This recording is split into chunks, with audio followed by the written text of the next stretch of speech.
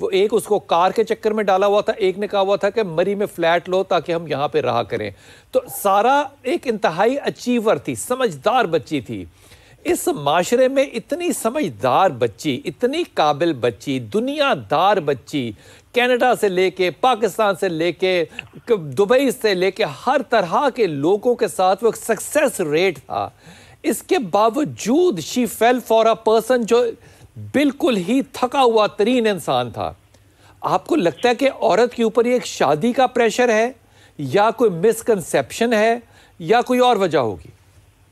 بس یہیں پہ تو وہ بات ہے جو ہمیشہ ایک بات مجھے سمجھ میں آتی ہے کہ مرد کے سامنے تیار ہوئی ہوئی عورت آ جائے اور وہ اس کو حاصل کر سکے تو وہ ضرور حاصل کر لے گا کسی بھی قیمت پر. برداشت نہیں کر سکتا عورت کا حسن ایک مرد.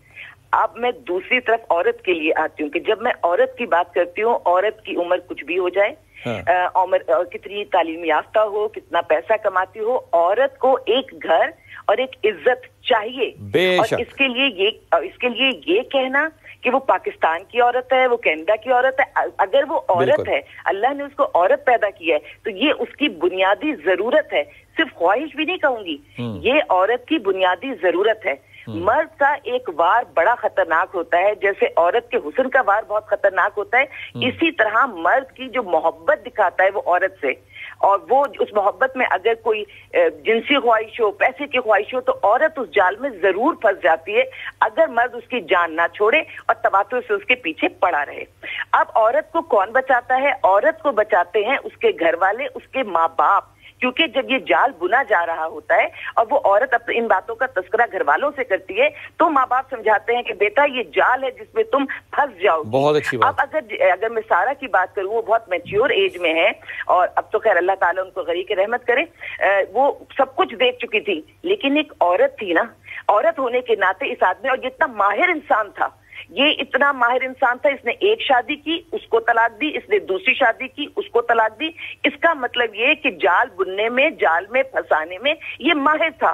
تو ایک ماہر آدمی، ایک ماہر مرد جب کسی عورت کے پیچھے پڑتا ہے تو اس کو کسی بھی انجام تک پہنچاتا ہے. یہ بات میں صرف اس لیے کہہ رہی ہوں بلال بھائی کہ جو بھی ہمارے اس پروگرام کو سن رہے ہیں، دیکھ رہے ہیں، وہ جان لیں کہ عورت اور مرد کے بیچ میں دوستی نام کی کوئی چیز نہیں ہوتی.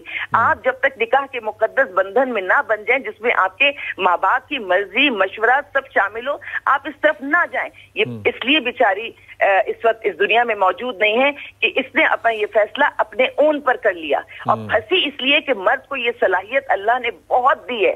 عورت کو حسن کی صلاحیت ہے اور مرد کو اپنی گول گول باتیں کرنے کی اور دماغ کو کیپچر کرنے کی صلاحیت بہت ہے.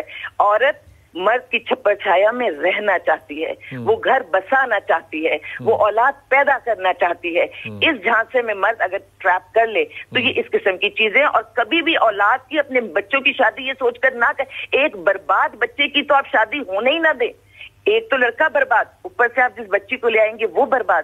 تو یہ ماں باپ کی بھی بہت بڑی ذمہ داری بنتی ہے کہ اپنے اس اولاد کو شادی میں یہ سوچ کے اس کی شادی نہ ہونے دیں یا کروائیں کہ لڑکی آئے گی وہ ٹھیک کر دے گی. ایک معذور، ایک مطلب کمزور ناتواں اس لیے کہہ رہی ہوں کہ جب وہ آپ کے عشق کے جال میں پھنس جائے گی وہ نہیں نکل سکے گی. تا وقت ہے کہ آپ گاڑی لے لیں اس سے، گھر لے لیں آپ اس سے، یا جان لے لیں آپ اس سے. بڑی صحیح بات کری. آپ میرے ساتھ رہیے گا. اس میں کئی پہلو ہیں جو کہ عالیہ آپا بات کر رہی تھیں. ایک تو یہ میرج ایپس جو ہیں، ڈیٹنگ ایپس جو ہیں، ان کی قدر و قیمت جو ہے اس کو پہچاننا پڑے گا. دوسری بات یہ کہ آپ کو اپنی زندگی کے فیصلے کرنے کے لیے اپنے خاندان کی طرف واپس جانا چاہیے اور جانا پڑے گا. اگر آپ ایسا نہیں کریں گے تو پھر آپ جتنے مرضی قابل ہوں، ایموشنلی انسان ویک ہوتا ہے اور یہ ویکنس جو ہے وہ کہیں نہ کہیں آڑے ضرور آتی ہے. اس سارے سینیریو میں جب ہم ان کیریئر کو اور ارینجڈ میرجز کا کمپیریزن کرتے ہیں تو اب کیریئر کے انتظار میں کہ کیریئر بن جائے گا اور پھر میں شادی کی طرف جاؤں گا، یہ ٹھیک ہے، آپ کی اپنی چوائس ہے. میں تو آج کے دور میں یہ نہیں کہہ سکتا کہ، حالانکہ میں ہمیشہ یہ کہتا ہوں کہ کیریئر اور میرج میں سے چوز کرنا ہو تو پہلے میرج کر لیں اور کیریئر ساتھ چلتا رہے، کیونکہ once you have cross that age پھر ایشوز ڈیفیکلٹ ہوتے ہیں. سارا کو اس بات کا، یہ میں آپ کو بالکل یقین دہانی سے کہہ رہا ہوں، سارا کو اس بات کا احساس تھا کہ اس کے پاس اب لمیٹڈ چوائسز ہیں. اس نے لمیٹڈ چوائسز میں اس آدمی کو چوز کیا، لیکن اگر آپ اس کی تفتیش میں آخری میسیجز دیکھیں، اس نے بڑے واضح طور پہ اس بات کا اظہار کیا ہوا تھا کہ مجھے پتہ ہے کہ یہ شخص جو ہے یہ کس طرح کا ہے، یہ ٹوٹا ہوا ہے یا پوٹھا ہوا ہے، لیکن میں اس کی زندگی میں وہ تمام چیزیں جن کی کمی ہے میں ان کو پورا کر دوں گی. That makes her an angel. یہ بالکل الگ بات ہے، لیکن وہ کر سکتی تھی، وہ نہیں کر سکی. یہ کمال بات ہے. طاہرہ مجھے نہیں سمجھ میں آتی اس معاملے پہ کہ اتنی قابل بچی جو ہے وہ اتنے نالائق آدمی کے ساتھ محبت بھی کہیں تقاضا تو کوئی رکھتی ہوگی نا کہ تم بھی میرے لیے کرو. نہ غیرت دیکھی اس نے ماں باپ کے بغیر جا کے نکاح کر لیا، یعنی کہ ایک سٹانس لیا نا، اپنی محبت کے لیے سٹانس لیا. لے جی ضرور لے. نہ لڑکے نے اس کے ساتھ سٹانس لیا، نہ لڑکے نے اس کی ذمہ داری اٹھائی.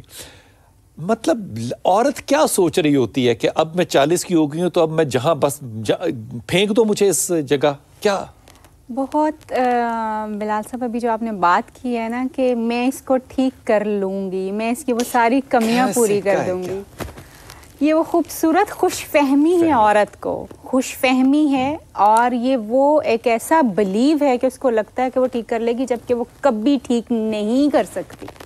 مرد جو بگڑا ہوا ہو وہ ٹھیک ہوگا تو وہ اپنی مرضی سے ٹھیک ہوگا. اس کے ماں باپ نے اس کی جو تربیت کی ہے وہ اس کے ساتھ چلتی رہے گی. عورت کو اس خوش فہمی سے باہر آنے کی ضرورت ہے. اگر تربیت ہی پراپرٹی ڈیلرز نے کی ہو، آف کورس، تو پھر ماں باپ ہیں ہی نہیں پیچھے. اینڈ پہ یہی اماں جان کہہ رہی ہیں کہ میں آخری کمرے میں تھی، آواز آ ہی نہیں سکتی. ٹھیک ہے، تو مجھے کیا پتا کہ چیخوں کی آواز کیا تھی.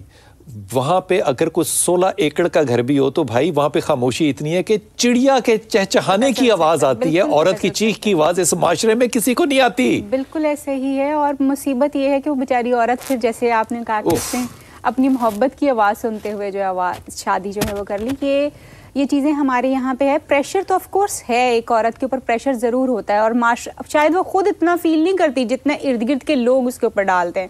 اور پھر وہ جب ایج کا ٹک ٹک ایک کلاک چلتا ہے نا کہ جی اب آپ 40 ہو گئے ہیں، 40 کراس کرنے والے ہیں، تو آپ کو لگتا ہے کہ اب تو چیزیں ختم ہونے والی ہیں. What time I am having now. تو وہ آپ فوراً پھر وہ جو فوراً اویلیبل میں سے بہترین نظر آتا ہے آپ کو، you try to grab that, اور میں اس کو چینج کر لوں، اور اس کو میں اس میں جو کمیاں بیشیاں ہیں میں وہ چینج کر لوں گی. آپ جو بات کہہ رہی ہے نا، ظاہر ہے آپ نے ایک نفسیات کی نظر سے بات کی، لیکن میں ہاتھ باندھ کے آپ لوگوں کو نا ہدیہ کر رہا ہوں رسول پاک صلی اللہ علیہ وسلم کی حدیث جو آپ کی بات پہ اللہ کے رسول کہتے ہیں کہ اگر کوئی آئے نا تمہارے پاس وہ تمہیں آ کے کہے کہ احد کا پہاڑ جو کالے رنگ کے پتھر کا ہے وہ سونے کا ہے، تو بحث نہ کرنا. اور اگلے دن وہ آگے تمہیں کہے کہ وہ سونے کا پہاڑ، جھوٹ تھا نا، وہ سونے کا پہاڑ جو ہے وہ چل کے میرے گھر آ رہا ہے، بحث نہ کرنا. لیکن خبردار ہرگز نہ ماننا اگر وہ شخص یہ کہے کہ میری فطرت بدل گئی ہے. فطرت نہیں بدلتی. یہ جو چینج کرنے کا اسپیکٹ ہے یہ نہیں ہو سکتا. بہت شکریہ رباب. السلام علیکم. اب اس میں اب یہ سارا مقدمہ آپ کے سامنے ہے، نور مقدم آپ کے سامنے ہے، شاہ زیب جو لاہور میں ہوئے وہ سامنے ہے، ساہی وال سامنے ہے، ماڈل ٹاؤن سامنے ہے، وہ سندھ میں ناظم جو ہے جھوکیو وہ سامنے ہے. کہیں انصاف ہمیں تو نظر نہیں آیا.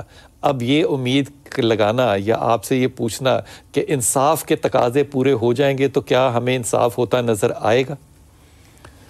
ڈیفینیٹلی انصاف جس کا تقاضا ہم کر رہے ہیں اور جو ہم مانگ رہے ہیں، جو ہماری ایکسپیکٹیشن انفیکٹ ڈیفینیٹلی وہ تو شاید ہمیں نہیں لگتا کہ ہمیں ملے گا، لیکن آف کورس اس کا کچھ حصہ، کچھ پارٹ یہ ضرور ہے سلیکٹیو انصاف ملے گا. سلیکٹیو ملے گا. اور دوسرا جیسے کہ اس کیس میں تو خیر کنفیشن ہو گئی ہے، ہی ایڈمیٹڈ کہ جی اس طرح ہے، تو اٹ ڈپینڈ. اب اس کا انصاف کا تقاضا تھوڑا سا بدل گیا کہ کس طرح جو ہے وہ اس چیز کو ہم لے کے چل رہے ہیں اور کیا ہوگا. تو اس میں جو ہے آئی تھنک سو انصاف تھوڑا سا اس کی اگر آپ ریٹنگ کریں سلیکٹیو سے تھوڑا سا بہتر شاید. مطلب انصاف بھی مجرم نے لینا ہے کہ اگر وہ کنفیشن کر لے تو انصاف مل جائے گا، کنفیشن نہ کرے تو نظام آزاد ہی ہے. نہیں یہاں پر کیونکہ ویسے وومن رائٹس جو ہیں وہ پہلے سے زیادہ پاکستان میں اسٹرانگ ہو گئے. یہ وومن رائٹ تب نہیں تھے جب ماڈل ٹاؤن ہوا تھا؟ تب تھے، لیکن اتنا زیادہ پوائنٹ بلینک پہ ایک حجاب والی عورت کو آنکھ میں گولی مارنی اور سارا انعام کو ڈمبل سے مارنا، مطلب ان میں کوئی فرق ہے؟ نہیں، انصاف کی نظر میں بالکل فرق نہیں ہے. انصاف کے لیے دونوں برابر ہیں. تو پھر یہ ہوتا ہوا نظر آیا کیوں نہیں ابھی تک؟ یادیں ہیں یا ہم عقل کے اندھے ہیں؟ قانون تو اندھا ہے ہی ہے، لیکن میرے خیال میں یہ کہنا ناانصافی ہوگی کہ قاضی بھی اندھا ہو سکتا ہے.